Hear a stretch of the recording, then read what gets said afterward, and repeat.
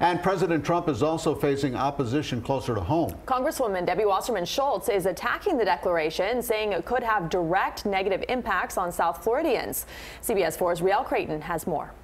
A dueling message to rival a presidential visit in Miami Monday. Stealing money from our troops to build an unnecessary border wall undermines our national security and damages our military readiness. Congresswoman Debbie Wasserman Schultz from her office in Sunrise taking aim at President Trump's controversial declaration of a national emergency to get additional funds to build a border wall. There's no border emergency. In fact, he admitted as such. She's referring to this moment using the president's own words from the Rose Garden Friday. I didn't need to do this, but I'd rather do it much faster.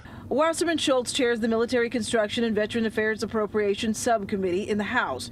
There are $3.6 billion in projects she says Mr. Trump plans to raid in critical military construction under a false pretense for what she says is neither a crisis nor an emergency, detailing the millions she says would directly impact South Florida and even military families. There are daycare centers that are currently funded whose funds would be taken away for our military families. There are schools that are funded in our budget. The fact that the president would say those projects, training our pilots who fly KC-135s, is less important than building an unnecessary border wall to address a problem that he clearly even admitted isn't an emergency, is outrageous. Sunday, White House senior advisor Stephen Miller defended the president's move, saying the president won't choose to ignore a crisis the way his predecessors have. If the president can't defend this country, then he cannot fulfill his constitutional oath of office.